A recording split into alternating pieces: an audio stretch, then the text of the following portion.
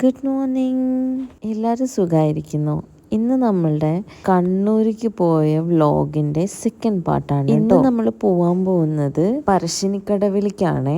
അതിനു മുന്നേ ഏട്ടന്മാരെ വീട്ടിലൊക്കെ പോകാൻ വേണ്ടിയിട്ട് നമ്മൾ ഇറങ്ങിയതാണ്. മോർണിംഗ് തന്നെ വല്യച്ഛൻ്റെ വീട്ടിൽ നിന്ന് ഇറങ്ങിയിട്ട് നേരെ നടക്കുകയാണ്. ഞാൻ ഫസ്റ്റ് വ്ലോഗിൽ പറഞ്ഞിട്ടുണ്ടായിരുന്നു, എനിക്ക് വല്യച്ഛൻ്റെ വീട്ടിൽ പോയതും അവിടെ സ്റ്റേ ചെയ്തതൊന്നും എടുക്കാൻ പറ്റിയിട്ടുണ്ടായിരുന്നില്ല കേട്ടോ. അതും വല്യച്ഛൻ്റെ വീട് ഇപ്പോൾ ഞാൻ എടുത്തിട്ടില്ല, അത് ഞാൻ ലാസ്റ്റ് കാണിച്ചു തരാം. ഈ ഒരു കുട്ടനെയും അതുപോലെ തന്നെ നല്ല തെളിഞ്ഞൊരു തോടും ഞാൻ നടന്നു പോയപ്പോൾ കണ്ടിട്ടുണ്ടായിരുന്നു. മോർണിംഗ് ആയതുകൊണ്ടും നല്ല ചാറ്റൽ മഴ ഉള്ളത് കൊണ്ടും ഞങ്ങളെല്ലാവരും കുട എടുത്തിട്ടാണ് ഇറങ്ങിയത്. ഈ തോട് കാണാനും അതിൻ്റെ സൗണ്ടൊക്കെ കേൾക്കാനും നല്ല രസമാണ്. മോർണിംഗ് ഒക്കെ എഴുന്നേറ്റ് ഇങ്ങനെയൊക്കെ ഒരു വ്യൂ കാണുമ്പോൾ എന്തൊരു സുഖാന്നറിയോ മനസ്സിന്. ഇവിടെയാണ് ഞാൻ ഇങ്ങനത്തെ സ്റ്റെപ്പൊക്കെ കാണുന്നത് കേട്ടോ. വെട്ടുകല്ല് വെച്ചിട്ട് ഉണ്ടാക്കിയ സ്റ്റെപ്പുകളൊക്കെ കാണുന്നത്. അങ്ങനെ പറമ്പിലൂടെ നടന്നു പോയിട്ടാണ് ഒരു ഏട്ടൻ്റെ വീടെത്തുക. ആ ഏട്ടൻ്റെ വീടിൻ്റെ മേലെ തന്നെയാണ് രണ്ടാമത്തെ ഏട്ടൻ്റെ വീടും. ഈ കിണറിൽ നല്ല തെളിഞ്ഞ അടി കാണുന്ന ടൈപ്പ് വെള്ളമാണ് കേട്ടോ ഉള്ളത്. എന്ത് ക്രിസ്റ്റൽ ക്ലിയറാന്ന് നോക്കിയേ. മോർണിംഗ് ആയപ്പോൾ നല്ല ചാറ്റൽ മഴ ഉണ്ടായിരുന്നു. ഞങ്ങൾ അവിടെ എത്തിയപ്പോഴേക്ക് കുറച്ച് കുറഞ്ഞു കേട്ടോ. ഇതാണ് എൻ്റെ മാതാശ്രീ. ഞാൻ വീഡിയോ എടുക്കുന്നത് കണ്ടിട്ട് പോസ് ചെയ്ത് തന്നതാണ്. മുന്നിൽ പോണത് വല്യമ്മ, ഞാൻ പറയാൻ മറന്നുപോയി കേട്ടോ. ഞങ്ങള് അച്ഛൻ വരുമ്പോൾ എപ്പോഴും കണ്ണൂർക്ക് പോവാൻ പ്ലാൻ ഇടാറുണ്ട്. പക്ഷെ എന്തൊക്കെയോ റീസണും കൊണ്ട് എപ്പോഴും അത് മുടങ്ങി പോവാറാണ് പതിവ്. വല്യച്ഛന് 3 ആൺമക്കളാണുള്ളത്. അതിലെ രണ്ടാമത്തെ ഏട്ടൻ്റെ വീടാണ് ഈ കാണുന്നത്. ഞങ്ങളവിടെ കയറി ചെന്ന് ഞാൻ സിറ്റ് ഔട്ടിൽ നിന്ന് നോക്കിയപ്പോൾ കിട്ടിയൊരു വ്യൂ ആണ് കേട്ടോ ഇത്. നല്ല തണുപ്പായതുകൊണ്ടും കേരളത്തിൽ റെഡ് അലർട്ട് ആയതുകൊണ്ടും ആരും അത്രയും പെട്ടെന്ന് എണീറ്റിട്ടൊന്നും ഉണ്ടായിരുന്നില്ല. ചേച്ചി അമ്മയൊക്കെ അടുക്കളയിൽ സംസാരിച്ചിരുന്നപ്പോൾ അച്ഛനും അനീഷേട്ടനും ഹാളിലിരുന്ന് സംസാരിച്ചുകൊണ്ടിരിക്കുക. മക്കളൊക്കെ ക്ലാസ് ഇല്ലാത്തത് കൊണ്ട് തന്നെ കുറേ വൈകിയാണ് എണീറ്റിട്ടുള്ളത്. ഞങ്ങൾക്ക് തന്നെ എണീക്കാൻ ഭയങ്കര ബുദ്ധിമുട്ടായിരുന്നു. അതെല്ലാം കഴിഞ്ഞ് കഴിഞ്ഞിട്ട് ഞങ്ങൾ അവിടെ നിന്ന് ഇറങ്ങി നേരെ ഒന്നാമത്തെ ഏട്ടൻ്റെ വീട്ടിലേക്ക് പോയി കേട്ടോ. ഈ ഏട്ടൻ്റെ വീടിൻ്റെ തൊട്ട് താഴെയാണ് ഒന്നാമത്തെ ഏട്ടൻ്റെ വീട് കേട്ടോ. ഇതാണ് ഒന്നാമത്തെ ഏട്ടൻ്റെ വീടിൻ്റെ മുറ്റം. ശരിക്കും ഞാൻ കണ്ണൂർ ഭാഗത്ത് വന്നിട്ടാണ് ഇങ്ങനെയുള്ള കിണറുകൾ കാണുന്നത് കേട്ടോ. ഓൾമോസ്റ്റ് എല്ലാ വീടിനും ഈ വീടിന് ചേർന്നിട്ടാണ് ഈ ഒരു കിണർ നിൽക്കുന്നത്. അവിടുത്തെ വെള്ളമെല്ലാം ഭയങ്കര ക്രിസ്റ്റൽ ക്ലിയർ ആയിട്ടുള്ള വെള്ളമാണ്. ഈ ടൈപ്പ് കിണറാവുമ്പോൾ വീടിന്റെ ഉള്ളിൽ തന്നെ നമുക്ക് വെള്ളം കോരിയെടുക്കാം കേട്ടോ. ഈ ചേച്ചിയാണ് ആദ്യത്തെ ഏട്ടൻ്റെ വൈഫ്, മഞ്ജു ചേച്ചി. അങ്ങനെ അവിടെയും പോയി അവിടുന്ന് യാത്ര പറഞ്ഞ് ഞങ്ങൾ ഇറങ്ങി. കാരണം പറശ്ശിനിക്കടവ് ഞങ്ങൾക്ക് പോവാനുള്ളതാണ് കേട്ടോ. പറശ്ശിനിക്കടവിലെ അവസ്ഥ എന്താവുമെന്ന് ആലോചിച്ചുകൊണ്ടിരിക്കുകയായിരുന്നു ഞാൻ. കാരണം കൊട്ടിയൂരിലെ ക്ഷീണം ഇതുവരെ മാറിയിട്ടുണ്ടായിരുന്നില്ല കേട്ടോ. പോകുന്ന വഴിക്ക് ഞാൻ ആ തോട് വല്ലാണ്ട് നോട്ടിട്ടിട്ടുണ്ടായിരുന്നേ. ആക്ച്വലി ആ തോട്ടിൽ ഇറങ്ങാൻ പറ്റൂത്രേ. ഞാനൊന്നും നോക്കിയില്ല. അവിടെ കൂടെ നടന്നു പോയി ചേട്ടനോട് ചോദിച്ചപ്പോൾ ഇറങ്ങിക്കോളാൻ പറഞ്ഞു. നല്ല രീതിക്ക് ഇറങ്ങി കുറച്ച് കാലൊക്കെ നനച്ച് കുറച്ച് ഫോട്ടോസൊക്കെ എടുത്തു.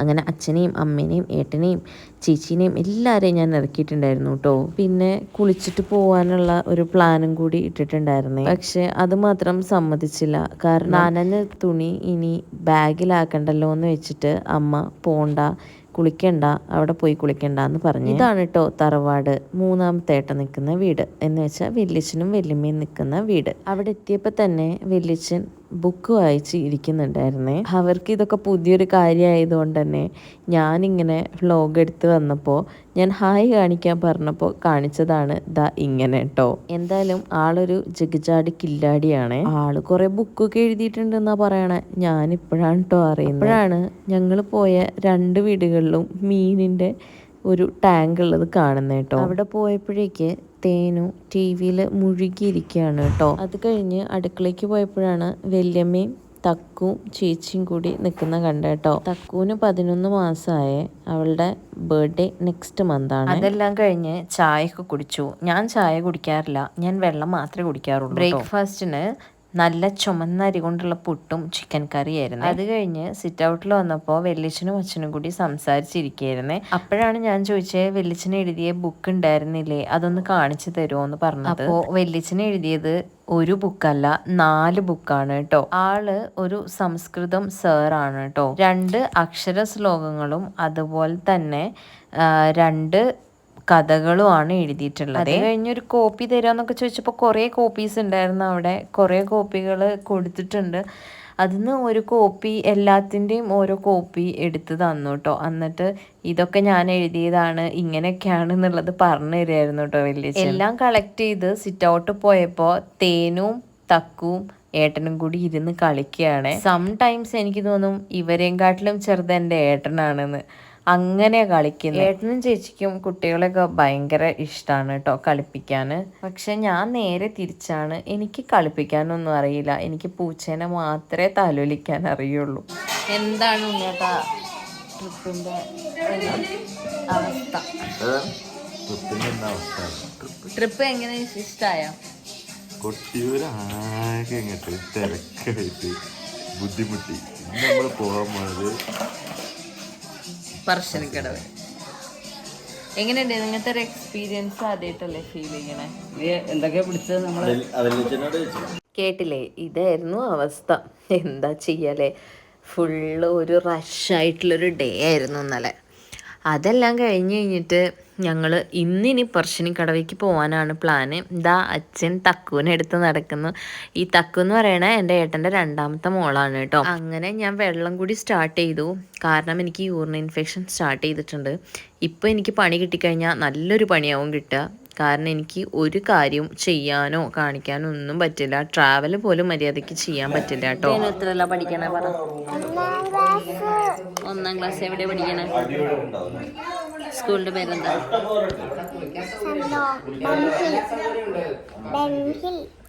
ഇങ്ങനെ പഠിക്കാൻ സുഖാണോ? 1ാം ക്ലാസ് ഭയങ്കര സുഖ? ക്ലാസ് ഫസ്റ്റാ?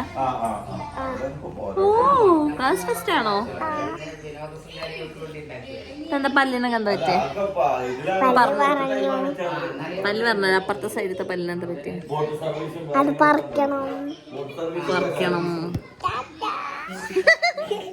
അങ്ങനെ ഞങ്ങൾ പറശ്ശിനിക്കടവിക്ക് പോവാനുള്ള പ്രിപ്പറേഷനിലാണ്. ഫുഡൊക്കെ കഴിക്കുകയാണ്. എല്ലാവരും റെഡി ആയിട്ടുണ്ട് കേട്ടോ. സംഭവം ഞാൻ ഗെറ്റ് റെഡി വിത്ത് മീ ഒക്കെ എടുക്കണമെന്ന് വിചാരിച്ചതായിരുന്നു. പക്ഷെങ്കിൽ ഒന്നിനും ടൈം കിട്ടില്ല. കാരണം എൻ്റെ അച്ഛനൊരാളുണ്ടല്ലോ, ഫുൾ അർജന്റാണ്. എല്ലാം പെട്ടെന്ന് ചെയ്യണം. അതാണ് ആളുടെ രീതി. അങ്ങനെ എല്ലാവരോടും ബൈ പറഞ്ഞിട്ട് ഞങ്ങളെ കാറിൽ കൊണ്ടാക്കുകയാണ് അങ്കേട്ടൻ. ഈ മഴയൊക്കെ ആയതുകൊണ്ട് ഏട്ടന് വർക്ക് ഫ്രം ഹോം ആയിരുന്നു. അപ്പൊ ഏട്ടനാണ് ഞങ്ങളെ ബസ് സ്റ്റാൻഡ് വരെ കൊണ്ടാക്കി. ഇവിടെ നിന്ന് ഒരു 1.5-2 മണിക്കൂറുണ്ട് പറശ്ശിനിക്കടവിലേക്ക്. ആദ്യം കണ്ണൂരിലേക്ക് പോകണം. കണ്ണൂരിൽ നിന്നാണ് പറശ്ശിനിക്കടവിലേക്ക് പോകുന്നത്. അങ്ങനെ കണ്ണൂരെത്തി. കണ്ണൂരിൽ നിന്ന് പറശ്ശിനിക്കടവ് ബസ്സിലേക്ക് കയറി. ഞാൻ അമ്മേനെ അച്ഛനെ ഇങ്ങനെ നോക്കിയപ്പോഴാണ് എൻ്റെ കണ്ണ് ബ്രൗൺ ആയിട്ട് കണ്ടത്. എനിക്ക് നല്ല ഭംഗി തോന്നിയപ്പോൾ ഞാൻ കുറച്ചും കൂടി കൂടുതൽ റെക്കോർഡ് ചെയ്തു കേട്ടോ. അങ്ങനെ പറശ്ശിനിക്കടവെത്തി. ഞാൻ എക്സ്പെക്ട് ചെയ്ത പോലെ തന്നെ കുറേ ബസ്സുകൾ കണ്ടപ്പോൾ തന്നെ മനസ്സിലായി കുറേ ആൾക്കാരുണ്ട് എന്നുള്ളത്. അങ്ങനെ നേരെ പോയത് ഒരു ചായക്കടയ്ക്കാണ്. അവിടെ നിന്ന് ചായയും പഴംപൊരിയാണ് പറഞ്ഞത്. എനിക്കൊരു വിത്തൗട്ട് കോഫിയും പഴംപൊരി ആയിരുന്നു. സംഭവം ഏട്ടൻ പഴംപൊരിനെ കുറിച്ച് പറഞ്ഞുകൊണ്ടിരിക്കുകയായിരുന്നു. കാരണം കൊട്ടിയൂരിന്ന് കിട്ടിയത് നല്ല ചൂടൻ പഴംപൊരി ആയിരുന്നു കേട്ടോ. അത് കഴിഞ്ഞ് നടന്നു പോയപ്പോൾ നല്ല ഉപ്പിലിട്ട പഴുത്ത മാങ്ങ ഉണ്ടായിരുന്നു. അത് വാങ്ങി ഞങ്ങൾ 2 പേരും കഴിച്ചു. അച്ഛനും ഏട്ടനും അമ്മയും നേരെ പെട്ടെന്ന് നടന്നു പോയിട്ടുണ്ടായിരുന്നു കേട്ടോ. അപ്പം ഞങ്ങൾ ഇത് കാണിച്ച് ഏട്ടനെ കൊതിപ്പിച്ചുകൊണ്ടിരിക്കുകയായിരുന്നു. സംഭവം ഇപ്പോൾ ഞങ്ങൾ റൂം നോക്കിക്കൊണ്ടിരിക്കുകയാണ്. റൂം നോക്കാൻ വേണ്ടിയിട്ട് ഞങ്ങൾ പറശ്ശിനിക്കടവിൻ്റെ അടുത്ത് തന്നെയാണ് പോയിട്ടുള്ളത്. അങ്ങനെ ഉള്ളിലൂടെയൊക്കെ നടന്നപ്പോൾ കുറേ സാധനങ്ങൾ കണ്ണുപെട്ടിട്ടുണ്ടായിരുന്നു. ഞാനും ചേച്ചിയും പർച്ചേസ് ചെയ്യണം എന്നുള്ള മൈൻഡിലായിരുന്നു കേട്ടോ. പിന്നെ അങ്ങോട്ട് കാരണം കൊട്ടിയൂരിൽ ഞങ്ങളൊരു മാല കണ്ടുവച്ചിട്ടുണ്ടായിരുന്നു. പക്ഷെ ആ മാല വാങ്ങാൻ ഞങ്ങൾക്ക് പറ്റിയില്ല. തിരക്കായതുകൊണ്ടും മഴയെല്ലാം പെയ്യുന്നത് കൊണ്ടും ബസ്സൊന്നും കിട്ടുന്നില്ല. ഒരു കാര്യം ഞങ്ങൾക്ക് അങ്ങോട്ടും ഇങ്ങോട്ടും ചെയ്യാൻ പറ്റാത്തത് കൊണ്ട് ഞങ്ങൾ നേരെ എന്ത് ചെയ്തു, അത് അവിടെ ക്യാൻസൽ ചെയ്തിട്ട് പറശ്ശിനിക്കടവെന്ന് വാങ്ങാമെന്ന് വിചാരിച്ചു കേട്ടോ. പട്ടികളെല്ലാം സുലഭമായി ഇവിടെ ഉണ്ട്.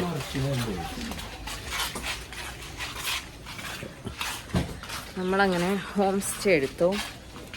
അപ്പോൾ നമ്മൾ ഹോം സ്റ്റേക്ക് പോയിക്കൊണ്ടിരിക്കുകയാണ് കേട്ടോ. ഞങ്ങൾ 5 പേരുണ്ടായതുകൊണ്ട് കുറച്ച് പോകാനുണ്ട്.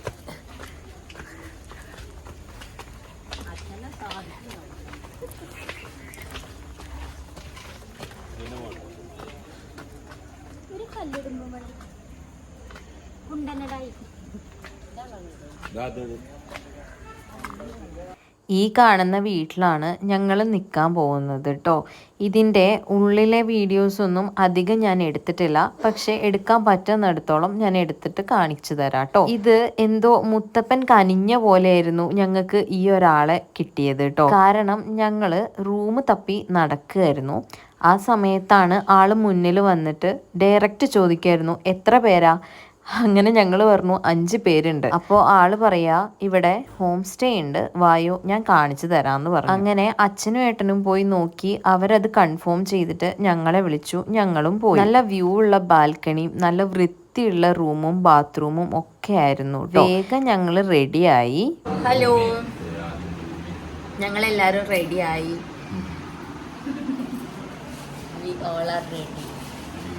അവിടെ അമ്മ നോക്ക്, അമ്മ റെഡി, അച്ഛൻ റെഡി, ഞങ്ങളെല്ലാവരും റെഡിയായി. ഇപ്പോൾ അമ്പലത്തേക്ക് പോവാം, പറശ്ശിനിക്കടവ് അമ്പലത്തേക്ക് പോവാണ്. ഇനി അവിടെ പോയിട്ട് ബാക്കി ഞാൻ വീഡിയോ എടുത്തിട്ട് കാണിച്ചു തരാം.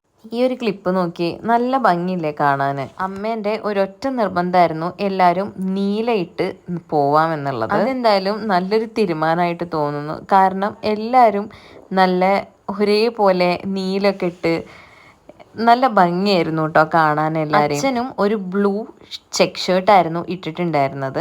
പക്ഷെങ്കിൽ കുറച്ച് കഴിഞ്ഞപ്പോൾ അച്ഛൻ അത് കംഫർട്ടബിൾ അല്ലാത്തതുകൊണ്ട് അച്ഛൻ മാറി കേട്ടോ. സംഭവം ഞങ്ങളെ തലയിലൊന്നും ഈ ഒരു ഐഡിയ ഓടിയിട്ടുണ്ടായിരുന്നില്ല, ഒരേപോലെ ഡ്രസ് കോഡ് ഇട്ട് അമ്പലത്തേക്ക് പോവാന്നുള്ളത്. അമ്മയായിരുന്നു ഈ ഒരു ഐഡിയ മുന്നോട്ട് വെച്ചത്. അപ്പൊ ഞങ്ങളും കൂടി കൂടിക്കൂടി. ഈ ഡ്രസ്സിന്റെ കാര്യമെല്ലാം ഇനിഷ്യേറ്റീവ് എടുത്ത് ചെയ്തത് അമ്മയാണ് കേട്ടോ. ചേച്ചിക്കുള്ള ഡ്രസ്സും എനിക്കുള്ള ഡ്രസ്സും അമ്മ തന്നെയാണ് തയ്പ്പിച്ചെടുത്തത്. അമ്മയ്ക്കുള്ള സാരിയും ഏട്ടനോട് ബ്ലൂ ഷർട്ട് കൊണ്ടുവരണം എന്നും പറഞ്ഞിട്ടുണ്ടായിരുന്നു. അച്ഛൻ്റെത് അവിടെ എത്തിയപ്പോഴാണ് ഓർത്തത് എടുത്തിട്ടില്ല എന്നുള്ളത്.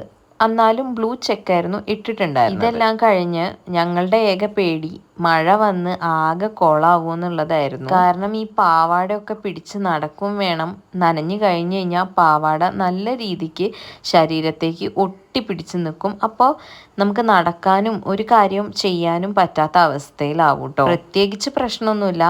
പക്ഷേ എനിക്കും ചേച്ചിക്കും ഇത് കഴിഞ്ഞിട്ട് വേണം നേരെ ഷോപ്പിങ്ങിലേക്ക് ഇറങ്ങാൻ വേണ്ടിയിട്ട്. അങ്ങനെ നമ്മൾ അമ്പലത്തേക്ക് എത്തി.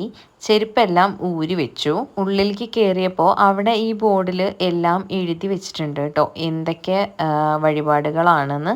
അച്ഛനങ്ങനെ വഴിപാടെല്ലാം എടുത്ത് നമ്മൾ ഉള്ളിലേക്ക് കയറാണ്. ഇവിടെ കയറി വരുമ്പോൾ തന്നെ 2 പട്ടികളാണ് കേട്ടോ ഫ്രണ്ടിലിരിക്കുന്നത്. അങ്ങനെ കാലെല്ലാം പുഴയിൽ എല്ലാവരും നനച്ചിട്ടാണ് ഉള്ളിലേക്ക് കയറുന്നത്. ഈ അമ്പലത്തിൽ മാത്രമാണ് പട്ടീനെ ഉള്ളിലേക്ക് പ്രവേശിക്കാൻ പറ്റുള്ളൂ. കാരണം മുത്തപ്പന്റെ കൂട്ടാണ് പട്ടി. ഞങ്ങൾ അവിടെ ചെന്നപ്പോൾ കുറേ വീട്ടുകാർ അവരുടെ പട്ടികളും നായ്ക്കളും ഒക്കെ ആയിട്ട് വന്നിട്ടുണ്ടായിരുന്നു മുത്തപ്പനെ കാണിക്കാൻ വേണ്ടി. ദർശനം എല്ലാം കഴിഞ്ഞ് ഞങ്ങൾ പ്രസാദം വാങ്ങി. വൻപയറും അതുപോലെ തന്നെ തേങ്ങയായിരുന്നു അവിടുത്തെ പ്രസാദം കേട്ടോ. ഉള്ളിൽ നടക്കുന്ന കാര്യങ്ങളൊന്നും റെക്കോർഡ് ചെയ്യാൻ പാടില്ല എന്നുള്ളത് മുന്നേ എഴുതി വെച്ചിട്ടുണ്ടായിരുന്നു. അതുകൊണ്ട് തന്നെ നമ്മൾക്ക് ഒന്നും റെക്കോർഡ് ചെയ്യാൻ പറ്റിയിട്ടുണ്ടായിരുന്നു. ഡിന്നർ കഴിക്കാൻ വേണ്ടിയിട്ട് ഞങ്ങളുടെ റൂമിന്റെ ഓണർ തന്നെ പറഞ്ഞിട്ടുണ്ടായിരുന്നു ക്യൂവിൽ നിൽക്കേണ്ട ആവശ്യമില്ല. ആള് അവിടെ ജോലി എടുക്കുന്ന ആളായതുകൊണ്ട് ആള് വിളിക്കുമ്പോൾ ചെന്നാൽ മതി. അങ്ങനെ ഭക്ഷണം കഴിക്കാനായ സമയത്ത് ആള് വിളിച്ച് ഞങ്ങളെ അടുക്കള ഭാഗത്ത് കൂടെ കൊണ്ടുപോയി. ഞങ്ങൾക്ക് അങ്ങനെ ക്യൂ നിൽക്കേണ്ട ആവശ്യം വന്നില്ല. അതും മുത്തപ്പന്റെ അനുഗ്രഹം പോലെ തോന്നിട്ടോ. എന്തായാലും ഈ സ്ഥലത്തിന് ഒരു പ്രത്യേകതയുണ്ട്. എന്റെ ചോറൂണ് നടന്നത് ദാ ഈ സ്ഥലത്താണ് കേട്ടോ. ചോറൂണ് കഴിഞ്ഞതിന് ശേഷം ഞാൻ ഇപ്പോഴാണ് എഗെയിൻ ഇവിടെ കാണാൻ വരുന്നത്. കണ്ടു, അനുഗ്രഹം വാങ്ങി, ഭയങ്കര ബ്ലെസ്ഡ് ആയിട്ട്. അത് കഴിഞ്ഞതാ ഞാൻ പറഞ്ഞ പോലെ ഷോപ്പിങ്ങിൽ ഇറങ്ങി. കുറച്ച് സാധനങ്ങളൊക്കെ വാങ്ങി. ഞങ്ങൾക്ക് കുപ്പിവളയൊക്കെ വാങ്ങണമായിരുന്നു. അപ്പോൾ എൻ്റെ വള കിട്ടിയിട്ടുണ്ടായിരുന്നു, പക്ഷേ ചേച്ചീൻ്റെ വള കിട്ടിയിട്ടുണ്ടായിരുന്നില്ല കേട്ടോ. അവിടെ പല പല ടൈപ്പ് ഷോപ്പുകളുണ്ട്. പക്ഷേ ഏറെക്കുറെ ഒരേ പാറ്റേൺ ആയിട്ടാണ് എല്ലാം ഷോപ്സും വരുന്നത്. നമ്മൾ കമ്മലിനൊക്കെ വില ചോദിച്ചപ്പോൾ ഭയങ്കര റേറ്റ് ആണ് കേട്ടോ അവർ പറഞ്ഞത്. സത്യം പറഞ്ഞാൽ അത്ര റേറ്റ് ഒന്നും ഇല്ല. കാരണം നമ്മൾ ഈ കമ്മൽ വേറെ സ്ഥലത്തും കാണുന്നതാണല്ലോ. ആക്ച്വലി ഇത് നോട്ടിട്ടായിരുന്നു ഞങ്ങൾ മെയിനായിട്ട് അവിടെ നിന്നിട്ടുണ്ടായിരുന്നത്. കാരണം ഞങ്ങൾ ബസ് ഇറങ്ങി റൂം നോക്കാനായിട്ട് വന്ന സമയത്ത് ഈ ഒരു ഷോപ്പ് ഞങ്ങളുടെ കണ്ണിൽ പെട്ടിട്ടുണ്ടായിരുന്നു. അപ്പം എങ്ങനെയാണെങ്കിലും ഒരു വള വാങ്ങണം എന്നുള്ളത്, കുപ്പിവള കുറച്ച് സെറ്റ് വാങ്ങാം എന്നുള്ളത് ഞങ്ങൾ ഓൾറെഡി പ്ലാൻ ചെയ്തിട്ടാണ് ഞാനും ചേച്ചിയും നിന്നിട്ടുണ്ടായിരുന്നത്.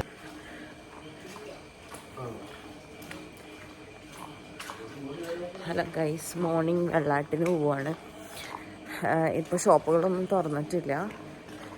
എന്താണെന്ന് വെച്ച് കഴിഞ്ഞാൽ ഞാൻ രാത്രി ബ്ലൗസിൻ്റെ സ്റ്റിച്ച് അടിക്കണം എന്ന് വിചാരിച്ചു, പക്ഷേ അത് നടന്നില്ല.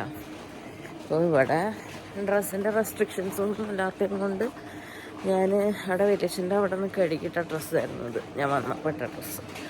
അപ്പോൾ അതിനിടാന്ന് വെച്ചിട്ട് ഞാനതിട്ട് വന്നേക്കാണ്. അങ്ങനെ രാവിലെ എണീറ്റ് വെള്ളാട്ടിന് പോയിട്ടോ. ഇതാണ് മുത്തപ്പൻ്റെ പറശ്ശിനിക്കടവ് അമ്പലം. ഇവിടെ രാവിലെ വന്നപ്പോൾ തന്നെ ഭയങ്കര ഒരു പോസിറ്റീവ് എനർജി എനിക്ക് ഫീൽ ചെയ്തു കേട്ടോ. അത് എനിക്ക് മാത്രമാണോ ഇവർക്കൊക്കെ ഫീൽ ചെയ്തു എന്നുള്ളത് എനിക്കറിയില്ല. രാവിലെ തന്നെ നല്ല മഴയായിരുന്നു കേട്ടോ, ഒരു രക്ഷയില്ലാത്ത മഴയായിരുന്നു. രാത്രി വന്നപ്പോൾ നല്ല ജനങ്ങളുണ്ടായിരുന്നു.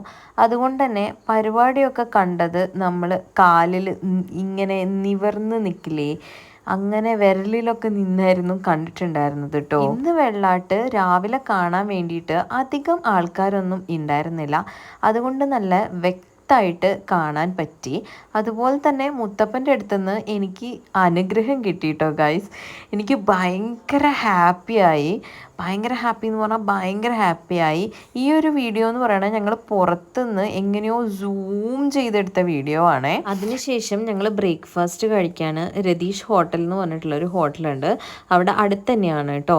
അവിടെ പോയിട്ട് ഞങ്ങൾ ഓർഡർ ചെയ്തത് പൂരിയും അതുപോലെ തന്നെ അവരുടെ എന്താ ഇഷ്ട കറിയാണ് അതും ഓർഡർ ചെയ്തു. എല്ലാവരും അത് തന്നെയാണ് ഓർഡർ ചെയ്തിട്ടുണ്ടായിരുന്നത്. പക്ഷേ അത്ര രസമൊന്നും ഉണ്ടായിരുന്നില്ല, ഓക്കെ ആയിരുന്നു. അതിനുശേഷം ഞങ്ങൾ മഴ കാരണം ഇങ്ങനെ നിൽക്കുകയാണ്. ഇതാ സൈഡിലൂടെ വെള്ളം പോണത് കണ്ടില്ലേ, ഫുള്ള് വെള്ളം പോയിക്കൊണ്ടിരിക്കുകയാണ്. ഞാൻ ഓടി നേരെ എന്താ പറയുക റൂം എത്തണമല്ലോ എങ്ങനെയെങ്കിലും. അപ്പോൾ അതിൻ്റെ ഇതിൽ ഞങ്ങൾ എങ്ങനെയൊക്കെയോ ഓടി വരികയാണ് കേട്ടോ. ഞങ്ങൾ 3 പേരും ഓടി റൂമിലെത്തി. പക്ഷെ ഇത് നല്ല രസമുള്ളൊരു പരിപാടിയായിരുന്നു കേട്ടോ, എനിക്ക് ഭയങ്കര ഇഷ്ടമായി. അതുപോലെ തന്നെ ഞാനിത് എഡിറ്റ് ചെയ്യുമ്പോഴാണ് കാണുന്നത്, എനിക്ക് ഈ ഒരു ക്ലിപ്സ് എനിക്ക് ഭയങ്കര ഇഷ്ടമായൊരു ക്ലിപ്പാണ് കേട്ടോ. ഇതെല്ലാം കഴിഞ്ഞ് ഞങ്ങൾ നേരെ എല്ലാവരും പാക്ക് ചെയ്തിട്ട് റൂം വെക്കേറ്റ് ചെയ്തിട്ടുണ്ടായിരുന്നേ. ആക്ച്വലി എനിക്ക് പറശ്ശിനിക്കടവിലെ ഓരോ കാര്യങ്ങളും ഭയങ്കര ഇഷ്ടപ്പെട്ടു തുടങ്ങിയിരുന്നു കേട്ടോ. ആ രാത്രിയിലെ വെള്ളാട്ടവും അതുപോലെ തന്നെ പകലിലെ വെള്ളാട്ടവും ഒക്കെ എനിക്ക് ഭയങ്കര ഒരു സന്തോഷം തരുന്ന കാര്യമായിട്ട് എനിക്ക് ഫീൽ ചെയ്തേ. അത് കഴിഞ്ഞ് ഒരു വലിയ ഓട്ടോ വിളിച്ചിട്ട് ഞങ്ങൾ സൂവിലും കൂടി പോവാമെന്ന് വിചാരിച്ചു. കാരണം നേരത്തെ എല്ലാ കാര്യങ്ങളും കഴിഞ്ഞതുകൊണ്ട് ഞങ്ങൾ ഇനി നേരെ വീട്ടിലേക്കാണ്. അപ്പോൾ അതിനു മുന്നേ അവിടെ പറശ്ശിനിക്കടവിൻ്റെ അടുത്ത് ഒരു പാർക്ക് ഉണ്ടായിരുന്നല്ലോ, സ്നേക്ക് പാർക്ക്, അത് കാണാൻ പോയതായിരുന്നു. അവിടെ ഓൾമോസ്റ്റ് കാണാനുള്ളത് ഈ സൂ പോലെ തന്നെ ചെറിയൊരു മിനി സൂ ആണ്. പ്രത്യേകിച്ച് അതിലൊന്നുമില്ല, പക്ഷെങ്കിൽ നമുക്ക് ചെറിയ കാര്യങ്ങൾ മാത്രം അവിടെ ഉണ്ടായിരുന്നു കേട്ടോ. ഇവിടെ അവർ ഈ വെള്ളം കെട്ടി നിർത്തിയേക്കുന്നത് കാല് നനച്ചിട്ട് പോവാനാണ്, അതവിടെ എഴുതി വെച്ചിട്ടുണ്ട് കേട്ടോ. ഞങ്ങൾ കാലൊക്കെ നനച്ച് അതിൻ്റെ ഉള്ളിൽ കയറിയപ്പോൾ എല്ലാവരെയും കാണാൻ പറ്റി. അധികം വലിയ സൂ ഒന്നും അല്ലെങ്കിൽ കൂടിയും ചെറിയ സാധനങ്ങളൊക്കെ അതിൻ്റെ ഉള്ളിൽ ഉണ്ടായിരുന്നു കേട്ടോ. പ്രത്യേകിച്ച് മീനിൻ്റെ ഒരു സെക്ഷൻ, അതുപോലെ തന്നെ സ്നേക്കിൻ്റെ ഒരു സെക്ഷൻ, അതുപോലെ തന്നെ ബേർഡ്സിൻ്റെ ഒരു സെക്ഷനും, അതുപോലെ തന്നെ നമ്മളുടെ ബർത്ത് പ്ലാന്റുകൾ ഉണ്ടാവില്ലേ, അതും എഴുതി വെച്ചത് ഞങ്ങൾ കണ്ടിട്ടുണ്ടായിരുന്നു കേട്ടോ. എല്ലാവരും ഇതെല്ലാം നോക്കി നടക്കുകയായിരുന്നു. നല്ല ഭംഗിയുള്ള ഫിഷുകളും ഇവിടെ ഉണ്ട് കേട്ടോ. കാണാൻ വേണ്ടിയിട്ട് ഇങ്ങനെ കണ്ടു നിൽക്കുന്ന ടൈപ്പ് ഫിഷുകളും ഉണ്ടായിരുന്നു കേട്ടോ.